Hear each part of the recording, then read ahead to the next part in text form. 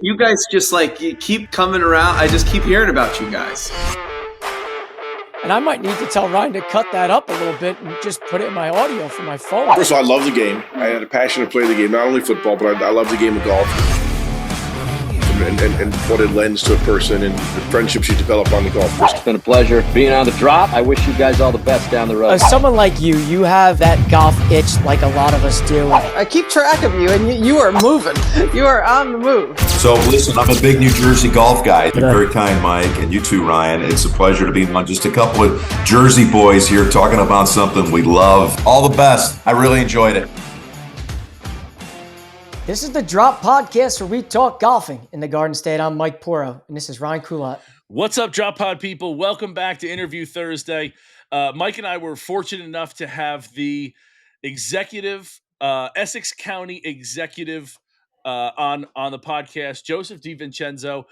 He's the pioneer, the forethought, the politician behind getting Essex County golf back to what it is now.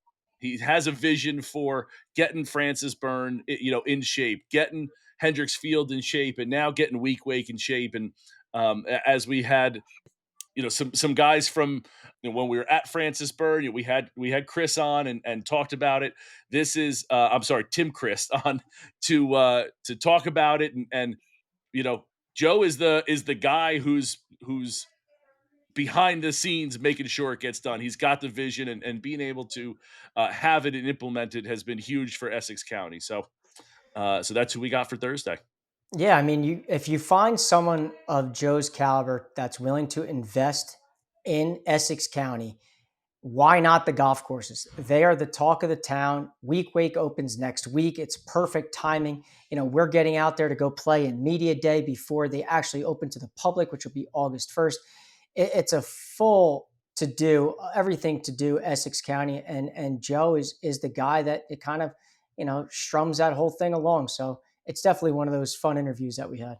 Absolutely. So without further ado, we're going to send you to the interview with Joe. Enjoy. All right, so today we're joined by Essex County Executive Joseph DiVincenzo, a lifelong public servant and the driving force behind the transformation of Essex County park system and public golf courses.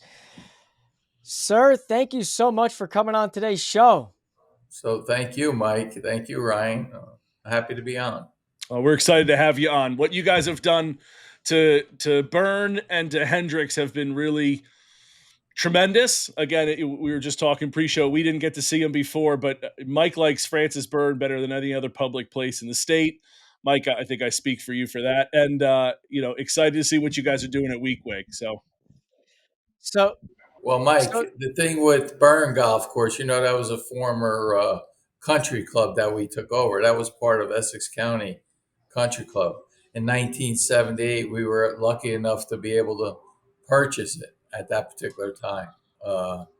And it was very nice then, but it's so much better now since we renovated it. Yeah, listen, I think some of the things that I've echoed on this podcast ad nauseum, probably to some people, is I've said that your county is far and away the number one county of public golf in the entire state. And I got a lot of, not nice comments back, but I'll stand firm on that. Well, listen, it's true. And the reason it's true, first of all, I got a great team. I got a great parks director. But besides that, what we did is we hired a great superintendent. He's a Rutgers graduate, went to school for this. His name's Tim Chris. He's come from a country club experience. And him and his team did an outstanding job. But you could have a great superintendent, but you also need to also have the great workers that work for him. And ever since we renovated those courses, was in 2021 was Hendricks, and 2024 was, of course, Byrne. If you look at the courses, it's just like when we finished it, it looks the exact same way. And it's all about maintenance, about doing what's necessary to make those things happen. So I give a lot of credit to the people that are continuing to work there. And it took time for us to get the right superintendent. It took time for us to weed out the actual county workers that used to work there that were trying to do their best but didn't have the experience to do it. And for Tim to bring in these new people who work from clubs, and that COVID helped a lot because we were able to steal some people at that particular time. And they just they do a great job, amazing. When they ask me for something as far as machinery and stuff like that, that whatever they need to make that course stay the way it is, I make sure that they get it. Yeah, trust me. We've talked to Tim. He's been a guest on the show. Him and I talk at length, and he says that when you're talking Essex County, there's not a bigger supporter than you when it comes to, your golf courses there. But one of the questions I have for you is obviously doing some research and seeing things about your history. You've long supported youth sports, but what's inspired you to specifically prioritize restoring and then kind of reinvesting in the golf courses there in Essex County? Listen, prior to me taking over, we have the first county park system in the country. Before taking over, what happened is administration after administration did not make our parks a priority. And what we did as soon as I took over, because I knew it had to do a lot with helping the community, helping the people of Essex County. Everybody lives tough life, and they need an outlet, and the parks are there for them.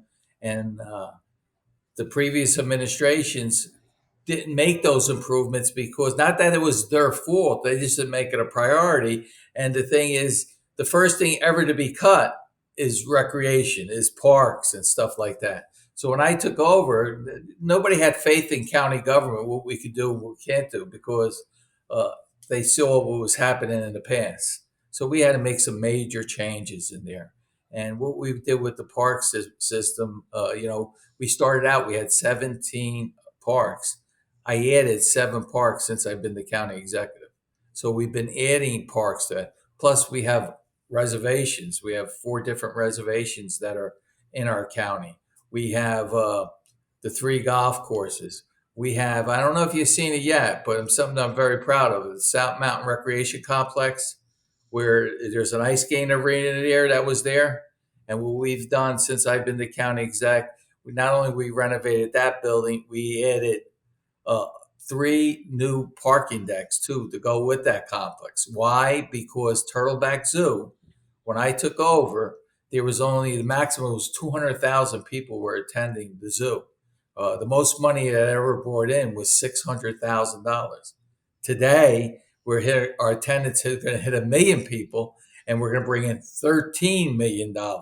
And our zoo on the East Coast is the only zoo that is self-sufficient. The previous administration wanted to close Turtleback Zoo. I was the president of the Freeholder Board.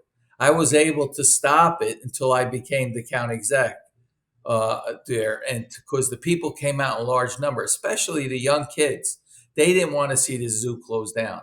So what we did when we took over, I have a great parks director. I hired a great director of our zoo, and they've done an outstanding job. But if you go through there, have you ever gone to Turtleback Zoo? Have not. Man, we're talking. You only play golf there. You have to go to Turtleback. You married? You have kids?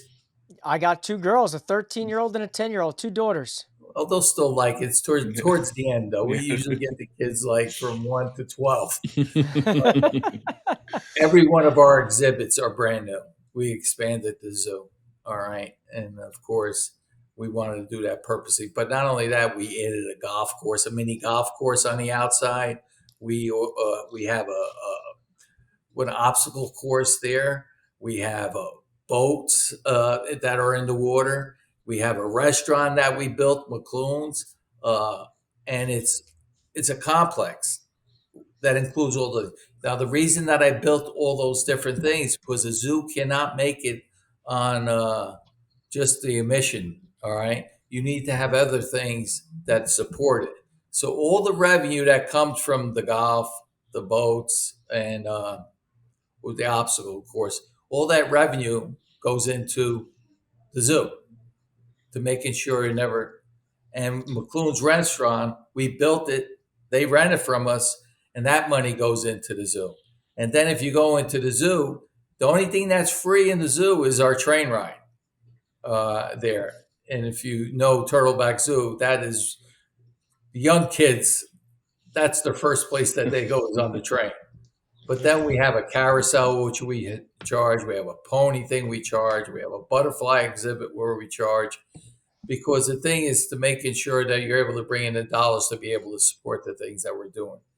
You know, we have all new stuff. Now our big thing is to be able to maintain it, just like the golf course, maintain it. And it's absolutely beautiful. You talk to anybody in New Jersey, our zoo is the best zoo in New Jersey. Well, that gives us another reason to head up there to Essex County to not only golf, but to really venture out and see the whole thing. Ryan, you have any kids? I don't have any kids, no. And I feel like you want some of my grandchildren?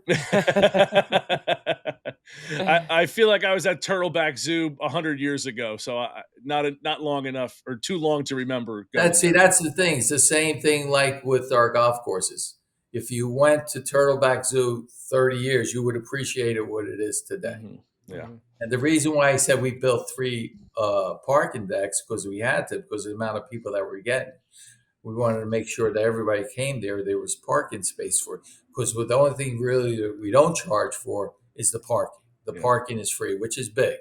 This is not just an Essex County zoo. This is a New Jersey zoo. And when people travel here from other states, they come here on vacation and they visit the zoo, which is great. That's what we want. We want to bring in as many people as possible, not only to attend our events, to be able to come here and to spend dollars economically to support our businesses. Yeah. Go ahead, Ryan. I was going to say the parking's a big thing. If you can bring people in to say, hey, parking's free, like everyone loves free parking. It's just another reason to get into that area. Well, now you've got them in. If you go to Bronx Zoo and you go to these other big places, they charge like $30, $35 for a parking space. So we get a lot of people from New York that come over to our zoo because our zoo is more of a 4-hour zoo than an 8 hours. Because to take young kids, 4 hours was enough. So they're able to save all that money.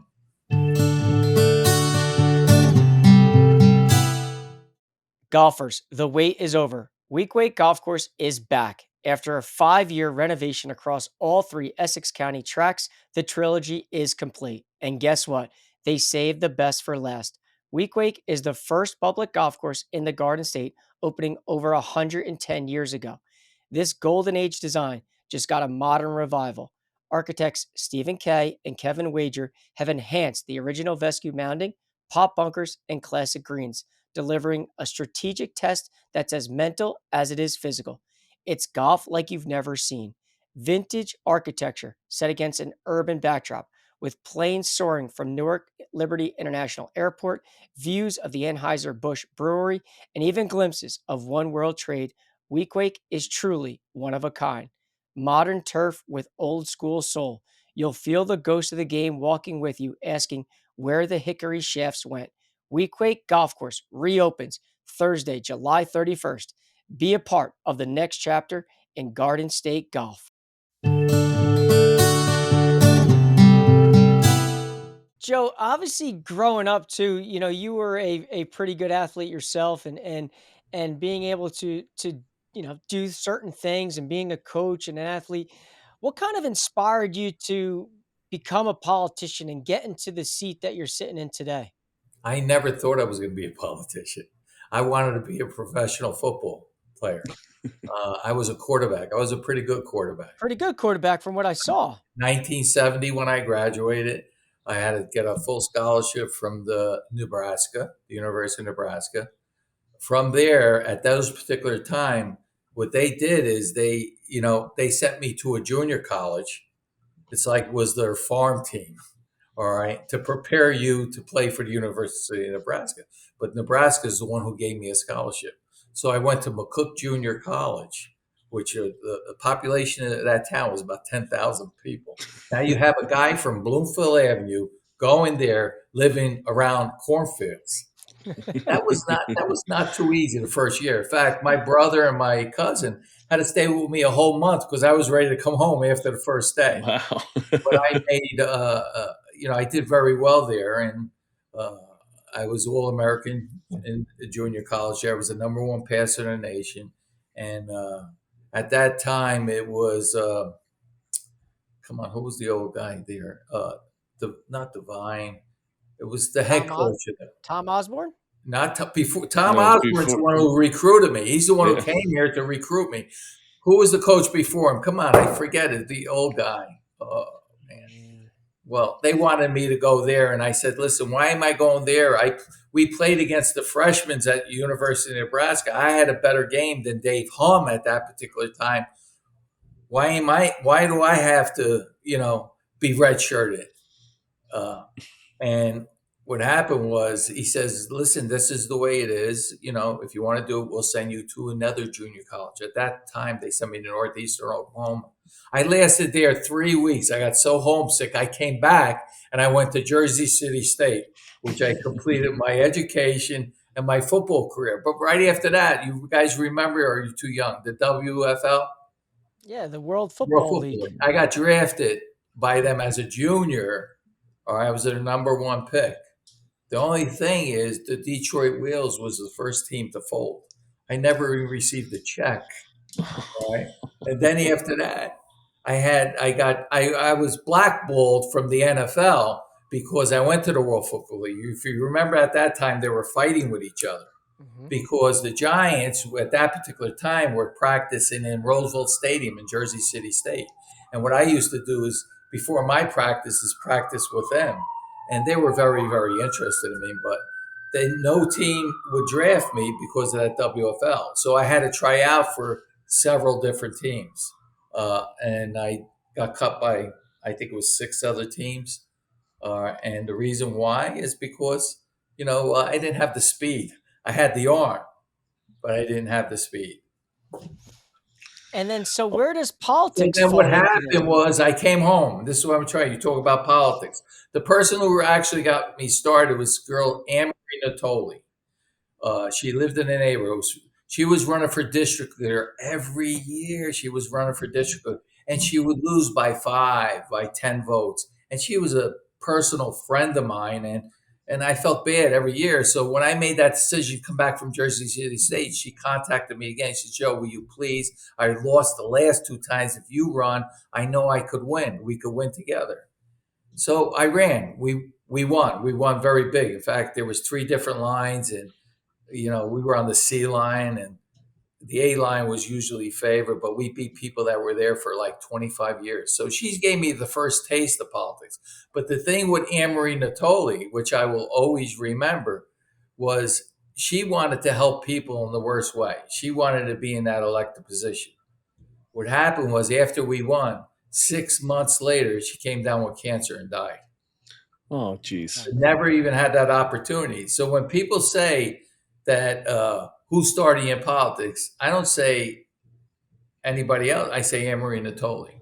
So then what happened is after I got the taste of that, then there was a guy in the North Ward who ran the North Ward Center who was a political operator. All right. He was very good at the game. And he saw what I was able to do in that district, and he wanted me to be part of his organization, which I became part of the organization. And I helped him do what had to be done there. And what I was really was a political organizer for Steve and the North Ward at that particular time. And I ran all the campaigns. I ran all the rallies. So I knew everything that was going on. And what happened, but it was a freak thing. I had an opportunity. Somebody retired, and the chairman, who was Ray Durkin at that time, asked me, he said, "Joe, you've done all this work. You're a good guy. You want to help the community. There's this position that's going to be open for freeholder. Would you be interested?" And of course I did. That tells the whole story. In 1990, I got appointed. I've been a freeholder for 13 years. I was in leadership for like 10 years as vice president and president.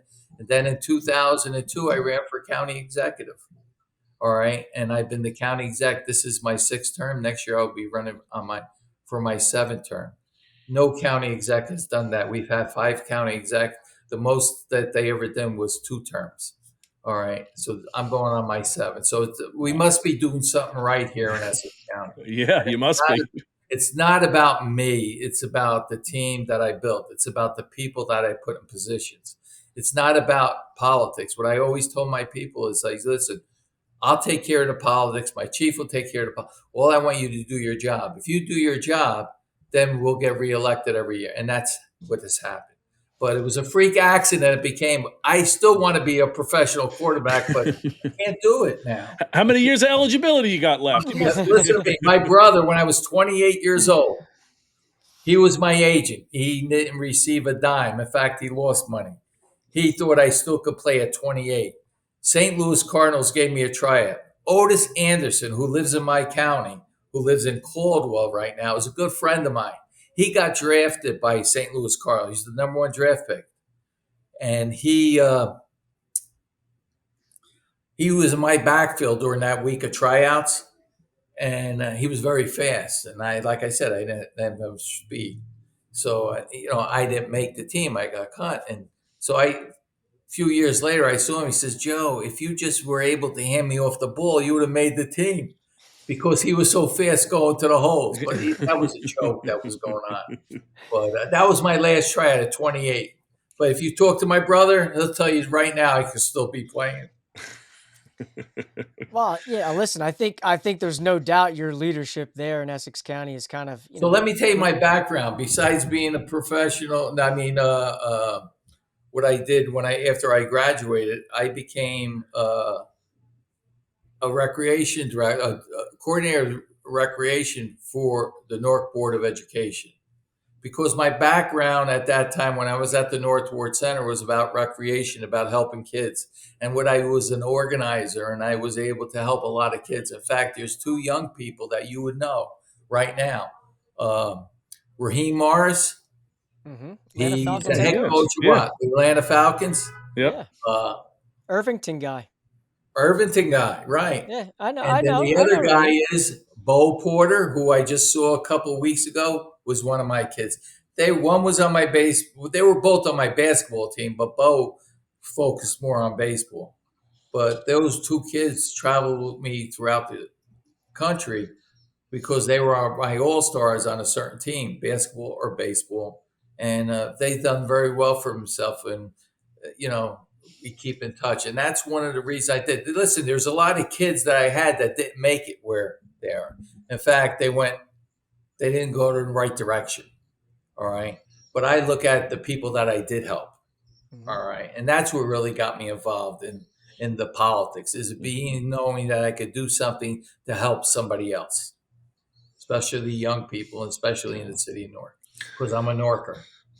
Yeah, you're never going to save 100% of all the kids you interact with, but as long as you can get it's like some, COVID. it's good. I don't know COVID. No, everybody seems to forget COVID. Essex County ran the best COVID operation in the entire, not only state, probably in the entire country. And that was said by the New York Times and other newspapers and stuff. But COVID, in this county, we lost over 4,000 people. So, and in New Jersey, there was 40,000 people that died of that disease. But I say to the people is, listen, we lost 4,000, but look at the work that we did with our 5 vaccinations. We saved a lot of lives. Agreed. Yeah. No doubt about it. And I think, go ahead, Ryan. I was going to ask, so kind of tying it back into the golf, you played all these sports growing up, and obviously a stud athlete. Where does your love for golf begin growing up there? When I became an elected official, I never played golf until I became an elected official. All right, in 1990. That's when I started to play. I still play as of today, and there hasn't been any improvement. No, that's not true. That's not true. Listen, I'm about a 16 right now, my handicap. And the reason I got engaged there because golfers at that particular time were not happy with our golf courses. They felt the previous administration not doing their job, and because they didn't play golf, they don't know what it is to play golf. And I had to deal with the people, and they wanted to see major changes. That's why when I became the county exec, I was able to make those changes there. putting the right people in the right position, making sure they have the amount of money that they need to be able to do what they have to do to make it beautiful. And so that was my experience. And obviously now with the reopening of Weequahic coming, like what does that mean to you personally, knowing that all three of the golf courses kind of one way or another have your fingerprints on them? There's no doubt I'm very, very proud of. But like I said, it was through my leadership because I had to come up with the money. And I was very fortunate to have whoever was the governor at that particular time help us, because at Hendrick, it cost me about $9 million to make total improvements to the course. And we were able to get that done. Same thing with Byrne. It was about $9 million. Weequake's going to be about close to $10 million. And all that money came from the state or our capital or our open space. So that's how we were doing it. And to be able to put that large sum of money into it, that shows the commitment that we have. Not only do we have a beautiful golf course, if you go into the golf building where you sign up and register and stuff, they've all been redone. All right. So it's pretty good. Was it hard for you? And the people appreciate it. Oh yeah. Was it hard for them? No. Was it hard for you to get a lot of people on board to get the golf courses fixed? No. Like, was there a lot of politicking, or did they just notice that? No, listen, I had to sell it to the governor to be able to get the money. If I didn't get the money from the state, there's no way I could have been able to do it. So you have to have the passion, you have to have the love, you have to have the commitment. And that's what I have. If you ask anybody about Joe D, they know that I have good relations with the people that are in office, because Essex County is very important. Anybody who runs statewide, and we produce for them whoever was running for governor at that particular time. And they've been very helpful. Chris Christie's a Republican. He was very, very helpful to us as far as giving. Governor Murphy, who's been there, has been very supportive of Essex County. I couldn't be more appreciative. He's helped us out a lot. And that's that's good politics, because that's how you get things done.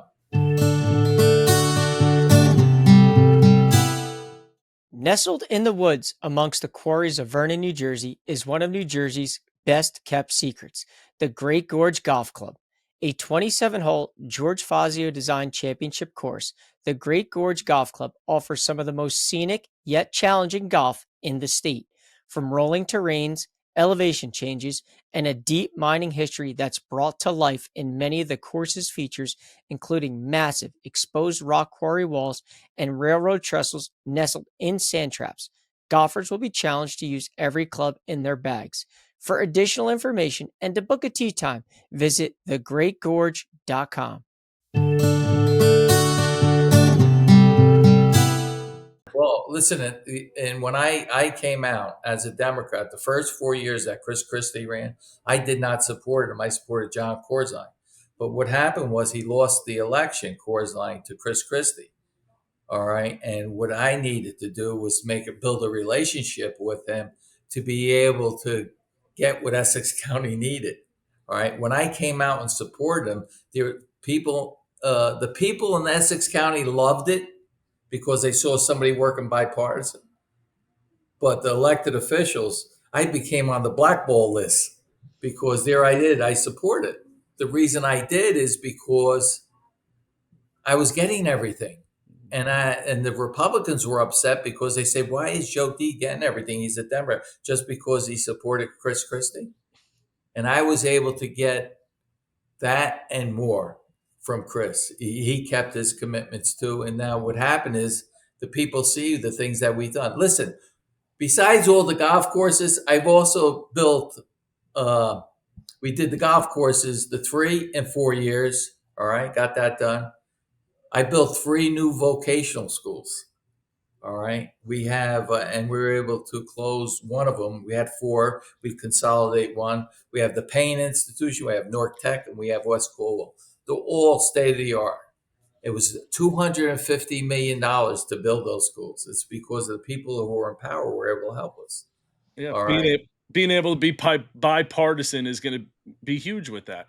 Yeah. And so what happened is, we did that. Know what it cost the taxpayers in Essex County? Because we were able to receive, and I had the law change, 90% of that. So it only cost the taxpayers that $25 million over 30 years. Wow. I think that was a Yeah. pretty good deal. Yeah, And for that sure. same thing with the college. We built a brand new West Essex College campus up there, state of the art. Same thing. Was able to do that, and I did that at the same time as we're doing the golf courses. Yeah, Now let's get back to the golf. Let's get back to the golf. Well, I do have a question about the golf. I can't lie. I'm very inclined to ask people about Essex County and the golf courses because there is another golf course in Essex County that is not run by the county per se. Go ahead. Is there ever a thought in your mind about expanding the golf course portfolio of Essex County? Well, we tried. Rock Springs was available. All right. And I was very interested in that. And what happened was there was a meeting I had, and because it was in West Orange, I brought the West Orange officials with me to this meeting. And I knew they had to sell it by a certain date. So of course, I was lowballing it, not really lowballing, but it was $6 million that it cost, that I put it on the table. And what happened was they needed it by a certain day. I said, listen, whatever it takes, I will get you the $6 million by March 4th, and everything will be fine. Of course, they came back with a higher amount of $10 million. And me, I put on a show because I had all my people there. I said, no, that's it. $6 million are out. So my people, we walked out, and the West Orange officials stood there. They wind up buying it for $13 million when I could have had it for $6 million. Because when I wanted to not only purchase because of the golf course, I didn't want to see any development. Thank God West Orange purchased it, okay, and they're doing the same thing. They're keeping it as open space, which is a win-win situation. Yeah. But Weequahic Golf Course is right within the park. Now, I'm inviting both of you on July 31st to be my guest, okay, to be able to play on Weequahic Golf Course. So you get to see it if you're available. It's a date that's been circled on the calendar. Trust us. I've been talking back and forth. I want you two to be there. We'll get you two other people to be on the foursomes. Rick Cerrone will be there. Otis Anderson will be there. We're going to have a lot of people that are there that particular day. I want Tim Christ. Tim Christ. You know what I'm going to do? I want Tim Christ. Tim Christ is a great golfer. Listen, he's a great person. He's a great person. And all his superintendents are all great golfers. Zach's another good guy. The thing is, Zach, they all know golf courses. That's why our golf courses are in the shape that they're in. Mm-hmm. You could slide the money, but if you don't spend it the right way, it's not worth anything. For sure. These guys are professionals, and we're very lucky to have them. So I think I'll put Zach with you and Tim Chris. Now, what's your handicap? Mine's a 2.5. 2.5. He can get around. I'm a 9.9. Just as of this morning, it went down 1/10 of a point. Back to single digits. Are you available? Could you make it the 31st? We're going to cut the ribbon at 10, and then we're going out. Like Mike said, it's on the calendar. We're trying to make it work. We really are. We're trying to move some pieces around to make it happen. We've been in conversation with Tim about. Let me tell you about this. The golf course, I said, is within the park. Now, if you go through Weequahic Park, it's a huge park. It's 351 acres. We put about $45 million not only to renovate that entire park. We've made improvements ever since I've been the county exec every year to that park. If you go into that park, it has a beautiful lake. We have a brand new track that we put around the lake, and people work out. They love it. We have a new community building that's huge. It's 13,000 square foot that the community is able to use. We run programs there, and we have athletic fields that are second to none. They're all synthetic turf are there, and it's easy to maintain those. Very easy. Long lasting as well. We have 2 softball fields there. We have a football and soccer field together there. They also play lacrosse on it. Plus, we have 2 other baseball fields that Rutgers utilizes, and Donald Payne School utilizes it. And it's magnificent. And that's the reason why it works.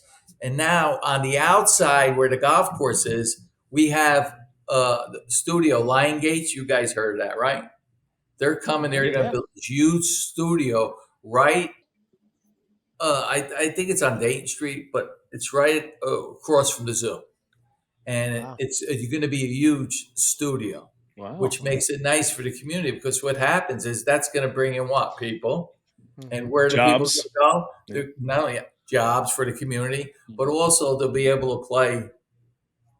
They'll be able to play golf. Play a nice golf course. For them a special price. And then we have a train. They just announced it, the path train, that they put X amount of dollars. Right now it goes from the Port Authority to where it is now. And we're going to take it from, it's going to go, not us, the path is going to take it from the South Ward, where the golf course is, to the airport. So a lot of things are happening in the South Ward there. Yeah, and you got a lot of moving parts. The park is, that's where it's all at, and that's what the community likes. They want to have that freedom. So I got one final question here, because obviously I could sit here and talk to you for hours, but after more than 20 years in the seat that you're sitting in, like, how do you hope, when you look things down the road, that your work is remembered in both the recreation side, the golf side, the public access side? Like, where do you hope the next generation maybe evolves and takes it to? Listen, when I'm running for a 7th term, all right? When I do retire, that's my biggest concern, because not only did I improve the way the county looks, the county has never looked the way it looks today in all areas, whether it's buildings that I built, whether it's roads, whether it's bridges that we repaired, whether it's the programs that we do. All you have to do now, whoever comes in, is to be able to maintain what we already did. And it's not easy. It's not easy. It's not easy to build a building, but I think it's harder to be able to maintain what you have. All right. And that's what people are going to look at. And to be remembered like that, what I've been able to do, my team was able to do within the park system, speaks for itself. We brought that alive. You did not talk about the cherry blossoms. You don't know anything about the cherry blossoms. No, so I can't lie. When I took over, we had 600. Today we have 5,300 cherry blossoms, more than Washington, D.C. And that's what DC's famous for, is the cherry blossoms in the springtime. We are the cherry blossom. Cherry blossom capital. Stephen K. did mention that to us. If you come visit, what I want to do is take you through a lot of our different parks, not only Weequahic, but take you to Branchbrook Park, and you can see what we've done there. And then you would say, yeah, now I know how he was able to do the golf courses.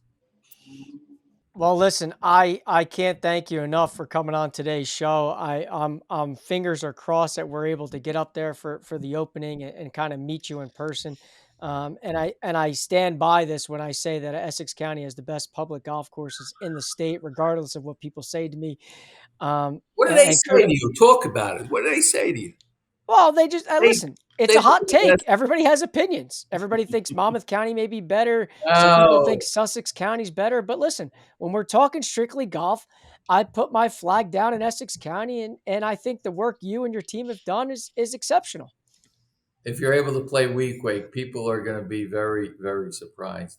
I mean, Tim must have told you, everything's been redone there. The tees, the greens, the fairways, the irrigations. A lot of that stuff's been in there for like 50 years that needed to be replaced. And now everything works. All right. Yep. People are going to be, the way we had a guy who was working there that they were able to get, they call it a shaper, and of course, Tim was very helpful in making sure what was done. But the guy who's the shaper did golf courses throughout the United States, big time courses. And we were lucky enough to have him.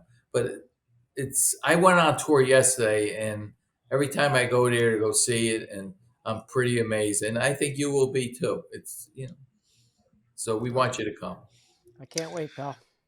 Yeah, looking forward to it. Joe, you're clearly very passionate about everything you do. Thank you for your years of public service, and appreciate the invite. Like Mike said, we're going to really try to get up there and see Weequake and see all that you've done, because it's clearly a laundry list of accomplishments. So we have a slogan in Essex County: put Essex County first. Everybody knows me by that. When I go down to Trenton, when I go to Washington, they know where I'm from. Love it. Because I want the money to be able to do more projects. Well, hey, like Mike said, thank you so much for joining us. Really appreciate it. And hopefully we're looking forward to seeing you and meeting you in person soon. Thank you, Mike, Ryan.